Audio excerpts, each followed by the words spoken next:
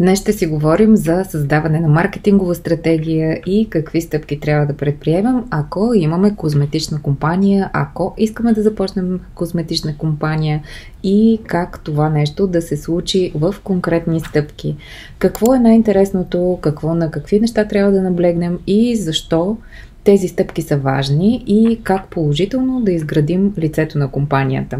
Разбира се, в началото все още самия бранд, който изграждате, трябва да има една добра визия, където трябва да се обърнете към графичен дизайнер, но пък ако случайно нямате достатъчно бюджет и фирмата ви започва тепърва да работи, можете да се запишете на моя безплатен курс, който правя. Той е по графичен дизайн и съответно можете в началото да започнете с малки дизайни и изобщо да направите неща, които вие сте си представили, но все още не можете да започнете на доста по-професионално ниво.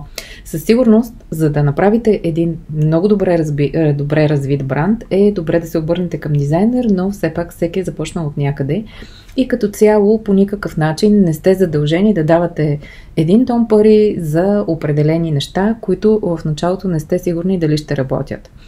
Много пъти се е говорило и навсякъде в различни подкасти и други предавания, че трябва да направите тест със своя продукт, трябва да направите така, че да разберете дали хората имат интерес към него. За да направите своя продукт толкова добре изглеждащ и да можете да го продавате добре, за начало хората трябва да имат нужда от него или пък да убедите самите хора, че трябва да имат нужда от него, защото все пак, ако той е нов на пазара, трябва той да решава определен проблем. Решавайки определен проблем, той все пак ще бъде полезен за определена група хора. Трябва да знаете каква е тази група хора, как да си направите buying persona и изобщо кой е един от вашите най-добри потенциални клиенти.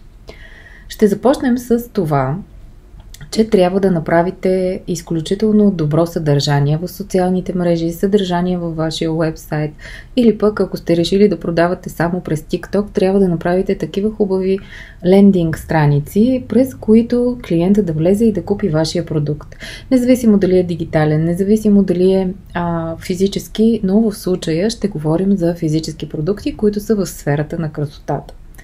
Социалните мрежи, една визуална среда и един посредник, който ни помага да достигнем до повече хора. Особено в TikTok продължавам да твърдя, че TikTok и Instagram са една доста добра мрежа, в която всеки може да изкаже собственото си мнение и съответно да вдигне своя продукт на по-високо ниво, повече хора да научат за него и да си създадат свое собствено мнение. Много често се използват макро инфлуенсъри, както и големи инфлуенсъри, разбира се, но по-важното е, когато тези инфлуенсъри обърнат внимание на продукта и клиента, съответно благодарение на тяхното ревю, поръча от вас. Тъй като посредника между тази среда, визуална среда и тези креативи, които правите със социалните мрежи, трябва да избирате изображения, които са качествени, да правите добри снимки на вашите продукти и съответно те да бъдат в истинските цветове на вашите реални продукти, тъй като снимайки с определени камери това не се получава. Трябва да правите видеа дори с телефона си в началото. Много хора работят само единствено с телефон за снимки и видеа, което е добро начало, но ви препоръчвам по-нататък да се обърнете към професионална техника и съответно или да я купите, или да се обърнете към професионалист. Всички тези рутини, видеа, какво правите сутрин, какво правите с продукта си вечер, какво може да бъде тяхното и неговото приложение. Това са много полезни неща, които ще подпомогнат вашето развитие и продажбата на вашия продукт. Какви са съставките, начините на приложение? Това са едни от основните неща, с които трябва да запознаете своята аудитория. Имайки предвид, че не може само да сложите снимка и да напишете това е най-добрия продукт за това и това. В случая става въпрос за козметика, а в България е забранено да се казва и най-добрия продукт в случая означава, че вие изобщо не сте наясно с конкуренцията си, да не говорим, че е категорично забранено да казвате най, което означава, че автоматически оставате другите неща и другите продукти на по-ниска стълбица от вас. Няма как да кажете, че вашия продукт е защото никой продукт не е особено в козметиката има абсолютно различни видове кожа, различни нюанси, различни цветове и различните неща подхождат на различни хора. Освен всичко, трябва да направите така, че емоционално да ангажирате своята аудитория към вашия козметичен продукт. Било то крем, било някакъв хайлайтер, някакво червило или пък нещо, което е свързано с бюти. Изобщо красотата на жената, мъжа и изобщо красотата на човека, разбира се, защото може да бъде и някакъв детски стилизант за коса, например. Правете хоризонтални видеа, вертикални видеа, качвайте ги в стори, качвайте в Reels и всякакви други подобни съвети. Как да използвате продукта, при какви условия да го използвате, как да нанасяте, съответно за кого би бил интересен. Следващото, което бих искала да кажа, е да създадете емоционална връзка с вашата аудитория. Вашата аудитория никога не трябва да бъде подценявана. Не подценявайте всеки един клиент и всеки един човек, защото всеки човек е достатъчно интелигентен, за да може да избере сам продукта, който да използва. Много пъти някои от видеата, някои от снимките започват с това: вие хората не знаете какво да използвате. Всъщност това е изключително грешна тактика. Ако искате да знаете хората какво да използват, трябва да ги обучите. Обучителните видеа и тези, които изкарват най-доброто от продукта и това как качествено и правилно да се използва, са много важни. Скоро видях едно видео, в което обясняваха как някаква, мисля, че бяха сенки за очи, момичето ги пробва и вижда дъното на продукта и казва: той е некачествен, защото се вижда дъното. Всъщност се оказа, че това нещо може да използвате много дълго време, не е чак толкова малко, а просто самия продукт е много по-кремообразен и когато натиснете с четката, виждате крайчето, което беше в началото, т.е. дъното, което в началото беше някакъв негатив, но в един момент много инфлуенсъри бяха започнали да създават видеа, като показват, че всъщност това е доста качествен продукт и просто е кремообразен. Така че личното мнение, дори и негативно понякога на ваш клиент, може да доведе до някакви положителни последици. Колкото и странно да звучи, понякога кризисния маркетинг е една добра стратегия, въпреки че не е необходимо да го правите изкуствено. Винаги клиента ще разбере, че правите нещо изкуствено, не го правете изкуствено, правете го естествено. Правете това, което ви идва най-добре, като стратегия, като флоу, ще го кажа и на английски, и на български. Тоест, трябва процеса на всичко това да ви тече спокойно и напред и плавно. Също трябва да обърнете внимание на интерактивните съдържания и интерактивните формати.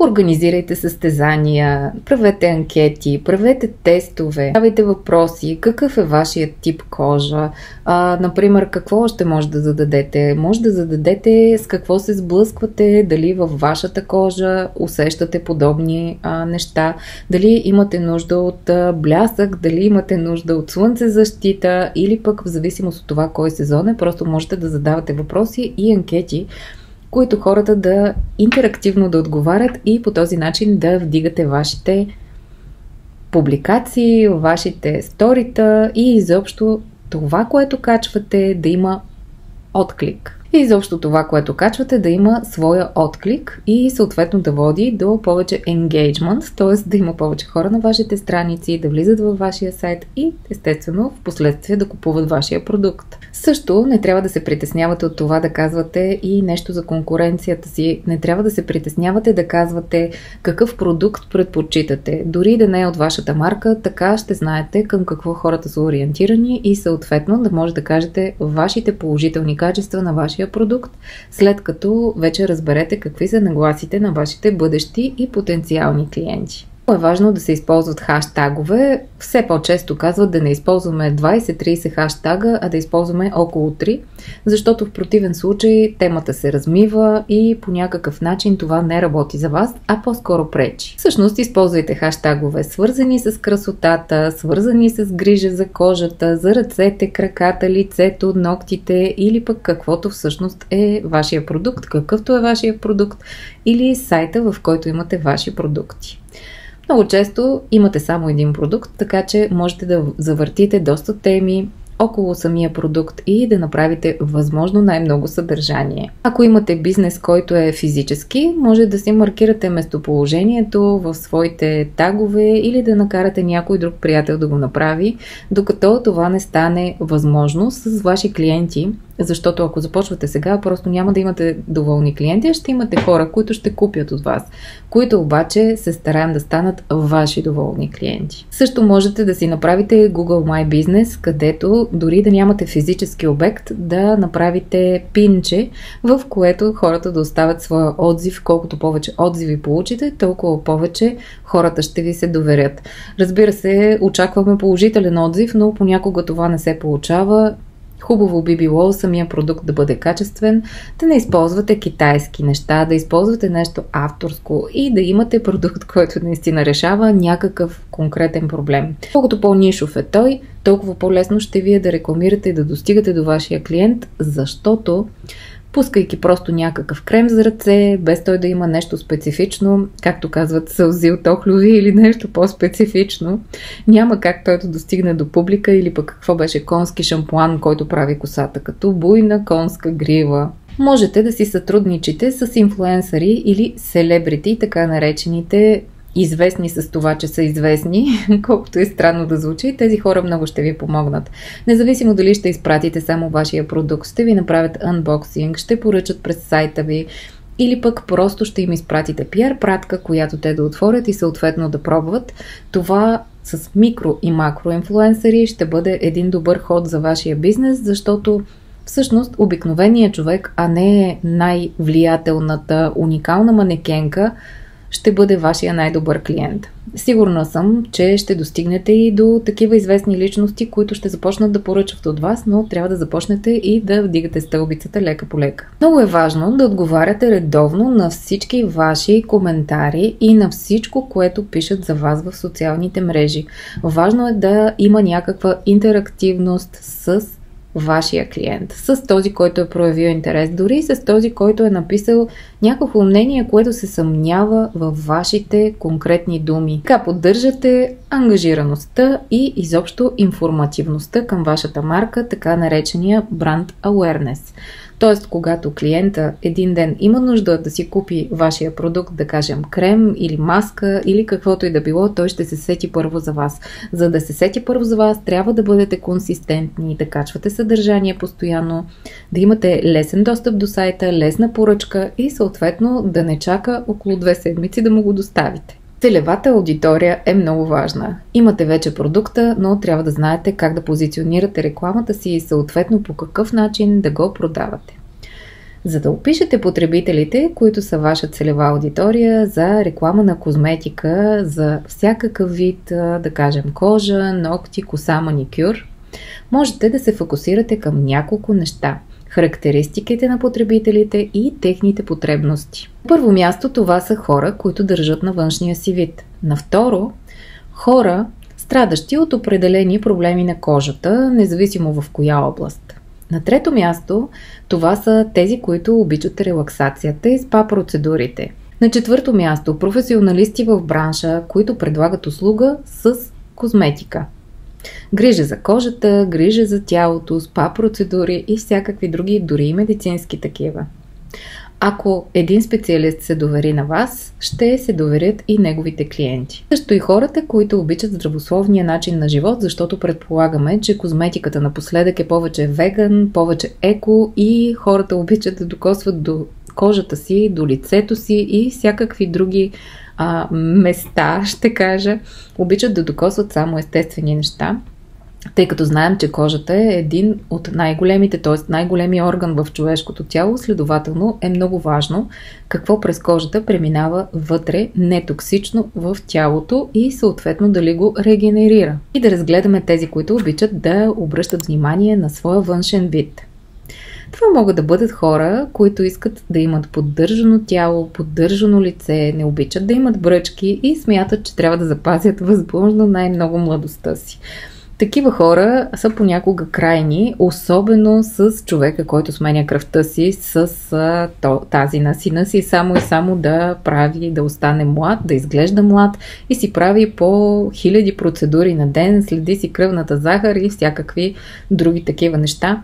Не стигайте до тази крайност, но въпреки всичко, тези хора, които се грижат за себе си, са ваш приоритет. Трябва да знаете в кои социални области те са активни и съответно как да подобрите техния начин на живот. Ако водят заседнал начин на живот, ако работят с ръцете си, да кажем някой, който прави неща с ръцете си, примерно някакво гранчарство или друго, можете спокойно да му предложите крем, който е за нежна кожа на ръцете и изобщо трябва да си представите вашия възможен реален клиент. Следващия вид са тези, които евентуално страдат от някаква кожна болест или от някакви специфични, да кажем, обрив или имат нещо, което трябва да бъде червени петенца по лицето, което трябва да бъде подпомогнато от вашия козметичен продукт. Имайте предвид, че медицински насочените хора четат много етикети, така че ако вашите съставки имат нещо медицинско, което може да подпомогне някакъв тип регенерация на кожата, омекотяване или имат нещо специфично, можете да го направите свой плюс. А ако все още разработвате продукта си, просто направете така, че той да бъде достатъчно качествен, дори от медицинско естество. Пример срещу сухота, срещу някакъв вид бактерия или пък някакви специфични решения на всички проблеми, които се сетите.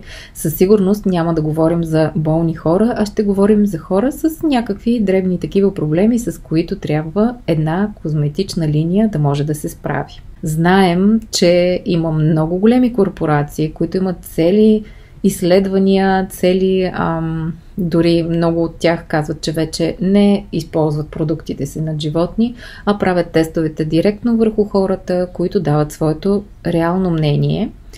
Много от тези хора просто обичат да следват тенденциите. Другата ниша с хората, които обичат спа процедурите, те пък са доста много, защото всеки има нужда от релакс, всеки обича нещо нежно да докосне кожата му и по някакъв начин да се почувства добре от аромата или консистенцията. Съответно, когато придобием това като рутина, това ще бъде част, т.е. когато направим така, че клиента да разбере, че това е част от неговата рутина, вече той е наполовина спечелен клиент, особено ако усеща удовлетворение след използването му. Тоест, вие трябва да предоставите спокойствие и удоволствие. Разбира се, всеки нюанс на нотка на някакъв приятен аромат във вашия козметичен продукт би дал една добра стратегическа нишка и една добра стратегическа точка, от която да започнете. Например, аромат на жасмин, аромат на нещо, което успокоява. Понякога има доста интересни екзотични плодове. Можете да използвате и тези имена и тези екстракти. Нека поговорим и за професионалистите в бранша на козметичните процедури. Много от тях се доверяват само на професионална козметика. Ако вашата козметика е достатъчно добра и те я използват в своите процедури или сложат в своите салони за красота, тя ще достигне по-бързо и по-лесно до вашите клиенти. Можете да си направите изключително интересни, много малки щендерчета или пък такива шоубокс, така наречени мерчандайз, места, на които да предлагате своите продукти и те да бъдат еднакви за всички салони, да им оставяте свои продукти и съответно те да продават от вашата стока. Ама нищо по-хубаво от това, докато сте на маникюр, да се огледате и да видите някакви много симпатични опаковки, което ми напомня, че трябва да имате хубав дизайн на опаковки и можете да се запишете на моя безплатен курс графичен дизайн. Ще оставя и информация как да се запишете за курса. Разбира се, не забравяйте да последвате канала, ако и темите са ви интересни. Тоест можете да се обърнете към козметични салони, спа салони, индивидуални процедури, тези, които правят индивидуални процедури на различни места, както и козметици, цели салони, собственици на салони. И към тези хора, които търсят качествени продукти за своите процедури и за своите най-добри клиенти. Всеки иска неговия клиент да остане доволен, така че ще направи най-доброто за него и дори вашия продукт е малко по-скъп, ще си позволят да купят него, за да може клиента да остане доволен и разбира се да се върне за процедура при тях.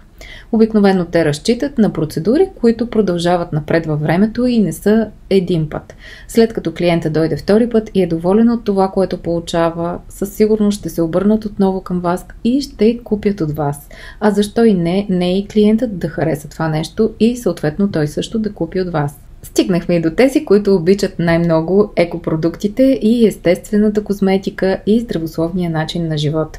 Те пък четат много етикети и всички съставки, които са естествени и органични, както и веган, това е много модерна дума напоследък, трябва да знаят, че са безопасни, те трябва да са сигурни, че вашия продукт е безопасен и че дава ефективно решение на техния проблем. Тези хора се грижат за здравето, за екосредата и за всичко останало, така че дори вашата опаковка трябва да бъде такава, че да се рециклира, ако това е възможно. Това е разликата между маркетингова стратегия и маркетингов план.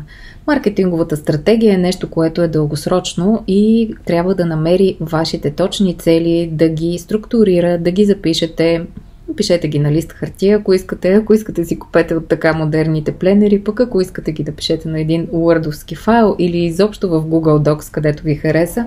Важното е вие да знаете какво точно бихте искали да постигнете. След това можете да си направите и маркетингов план. Маркетинговия план обикновено е с точни дати, какво точно ще се публикува през определените седмици. Също, когато работите с инфлуенсъри, е хубаво да направите следното. Да не правите само едно видео с тях, а да има подгряващо видео, да има основно видео и видео, в което е unboxing и следващото, което започва да използва продукта и дава собственото си мнение. Така че между 3 и 4 видеа за вас би било най-добре. Маркетинговия план описва конкретните действия и маркетинговите тактики, които са предприети за завършване на вашата маркетингова кампания. Много важно е, ако имате козметичен продукт или козметичен бизнес, който вече работи или разработвате, да използвате само положителни фрази, да използвате само положителни послания и да изберете такива, които отговарят на вашата марка. Например, опразнувайте красотата и казвате продукта, като подчертаете важността на грижата за определена част на тялото, лицето, ръце или пък шия. Можете по този начин да обясните на хората колко положително може да бъде използването на вашия продукт. Също трябва да звучи релаксиращо, като например отдайте се на заслужена грижа за лицето или пък тялото си.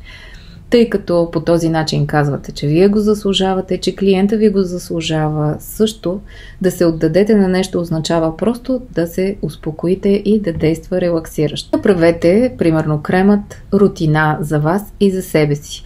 Карайки хората, т.е. не карайки, а давайки съвет на хората да го използват по-често, разбира се, им показвате, че този продукт действа само когато се използва консистентно, което означава, че ще имате възможно най-много продажби и ще знаете, че всеки ден клиентът използва вашия продукт.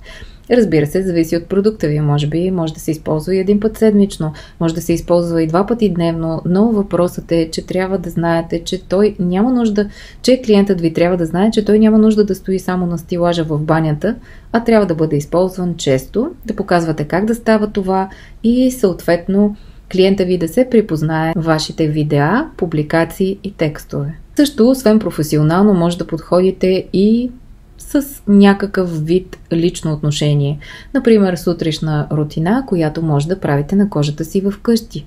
Сутрешни действия, които трябва да предприемете, вечерни действия и съответно да покажете кога и как да се използва. Можете да го използвате в уюта на собствения си дом. Това са вашите крайни клиенти, с които вие трябва да се съобразите. Ще ви дам примери за някои ключови фрази. Например, думи като изобилие, красота, здраве, релаксация, лукс, ефективност. Това са неща, които вашия клиент трябва да знае за вашата марка, но не забравяйте и за думата професионализъм, особено ако вашия продукт има качествата да бъде такъв. Ако вашият продукт наистина е професионален, можете да използвате и думи като дерматологично, антибактериално, ексфолиращо, антигъбично, например, или пък нещо против бактерии, хидратиращо, подпомагащо.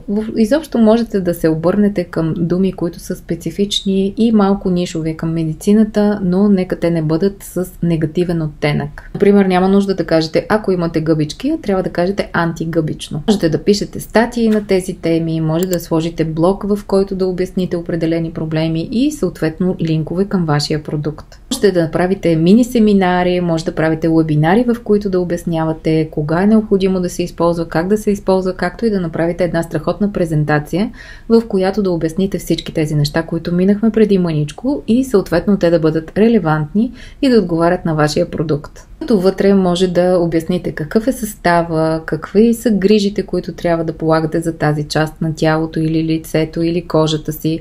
Съответно, практически как това да се случи, да покажете на вашия потенциален клиент как това може да се случи, как да бъде нанасен продукта, дали преди него да направите нещо, след него да нанесете нещо, дали то е основа или пък завършек, как да направи правилния избор за продукта и съответно да избере вашия. Разбира се, стига той да е достатъчно качествено, отново казвам. Също дали да го използва за превенция или лечение. За да си направите маркетингова стратегия, първо трябва да направите и този тип конструкция. Трябва да направите анализ на пазара и конкуренцията си. Да определите своята целева аудитория, как да позиционирате своята марка, как да изглежда визуалния креатив, това, което трябва да публикувате в социалните мрежи. Ако не знаете как, може да се обърнете към графичен дизайнер или пък да се запишете на безплатния ми курс графичен дизайн, който казвам за трети път. Извинете ме за което и ставам досадна, но в случая той може да ви помогне много. Да си опишете точно и ясно продуктите и услугите, които предлагате, също канали, през които да достигнете до вашите клиенти, канали за маркетинг и реклама, било то офлайн, онлайн и изобщо във всякаква възможна среда. Също ще поговорим за това и какво е герила маркетинг или партизанския маркетинг, горила маркетинг също. Има много начини, по които се нарича, но това са много интересни и изненадващи начини да покажете своя продукт и той да изненада хората и да получите онзи ефект, наречен вау. Вау ефектът е много важен, особено в Америка, но тук в България използваме думата изненадващ. Как да създавате съдържание, какво съдържание да използвате и съответно най-важното мониторинг и анализ на резултатите. Не се отказвайте след първата спънка, не се отказвайте след първата година, не се отказвайте. Ще научите всичко от вашите грешки, след което ще започнете да ги правите, усъвършенствате и те да вървят в друга среда, по друг начин и да бъдете още по-добър в това, което правите. Надявам се това видео да ви е било полезно. Може да видите кои са нашите спонсори и хората, които направиха този клип да бъде реалност. Ще се радвам да помогнем на много различни бизнеси, много различни ниши, освен на тези с козметичните продукти и изобщо с сферата на красотата. Има много неща, които мога да ви разкажа, но ще го правя в следващите видеа, така че ще се радвам да се абонирате за канала ми и да харесате самото видео, да натиснете един лайк, както и да коментирате, ако с нещо не сте съгласни или пък имате тема, която бихте искали да обсъдим следващия път.